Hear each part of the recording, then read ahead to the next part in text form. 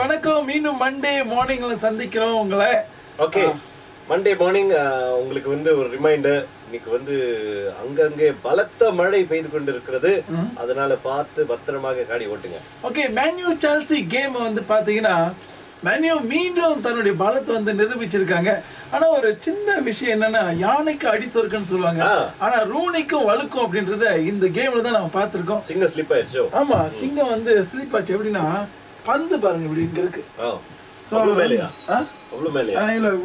இங்க இருக்கு பந்து. அப்ப இவர் வந்து கேம் வந்து அடிக்க போறாரு. கேம்ல வந்து கோல் அடிக்க போறாரு. பெனால்டி. அப்ப வந்து ஸ்லோ இப்படி இந்த கால் எடுத்து வைக்கும் போது இந்த கால் வலிக்கிட்டா மனுஷன் என்னதான் பண்ண முடியும்?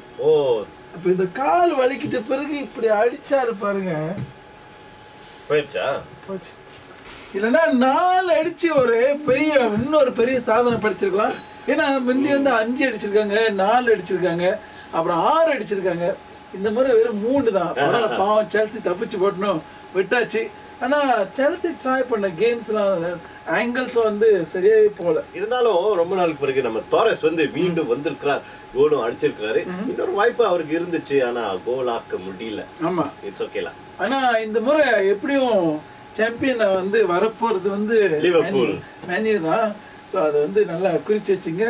அதுலயும் ரூனி வந்து 3 கோல் வந்து ஹேட்ரிக் அடிக்க போறாரு. அப்படி வரலனா நீங்க சேவ் பண்ணிக்கிறீங்களா அப்படின்னு சொன்னாரு. ஓகே, சரி. அடுத்து விஸ்வரூபம்.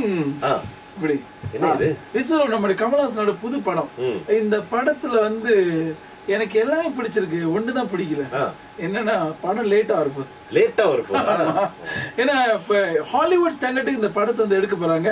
இதுல எல்லா விஷயங்களும் என்னன்னா எல்லா விஷயங்களும் பிக்ஸ் பண்ணிட்டாங்க. ரொம்ப முக்கியமான ஒரு விஷயம் என்னன்னா, ஹாலிவுட் படத்துல ஒரு படத்தை வந்து ஷூட்டிங் போறதுக்கு முன்னால அந்த ப்ரொடக்ஷன் டீடைல்ஸ், டயலாக்ஸ், சீன்ஸ் இதெல்லாத்தையும் வந்து பிரிண்ட் பண்ணி புத்தகமா கொடுப்பாங்க.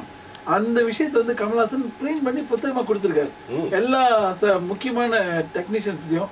அது வந்து மத்தவங்கிட்ட போச்சுன்னா அவங்களும் சொந்தமா படம் எடுத்துருவாங்க. அங்க ஒரு பெரிய எதிர்பார்ப்போடு இருக்க போது, டெக்னிக்கலி ரொம்ப பெரிய ஆயா இருக்கும். அடுத்து டைரக்ஷன் வந்து கமல்ஹாசன் அவரே டைரக்ட் பண்ண போறாரு. அவரு தான் நடிக்க போறாரு. சோனாக்ஷி சின்ஹா அவங்க வந்து நடிக்கிறதுக்கான பேச்சுவார்த்தை நடந்துச்சு. ஓகே, சோ விஸ்வரூபம் கண்டிப்பா ஒரு சக்க போடும். அதோட இன்னொரு செய்தி உங்களுக்கு தெரிஞ்சிருக்கும், நம்ம ரஜினி வந்து கெஸ்ட் அப்பியரன்ஸ் பண்றாரு. இதுல இன்னொரு கிசு இருக்காங்க. அதான் அனுஷ்கா வந்து இந்த விஸ்வரூபம் படத்துல நடிக்கிறதுக்கு கேட்டிருந்தாங்க. அனுஷ்கா கேட்டப்ப இவங்க வந்து ஓகேன்னு சொல்லிட்டு கடைசியில கழட்டி விட்டாங்க. இதுக்கு பின்னால வந்து ஒரு ஹேண்ட்ஸமான ஹீரோ தான் காரணம் அப்படின்னு ஒரு கிசு இருக்கு.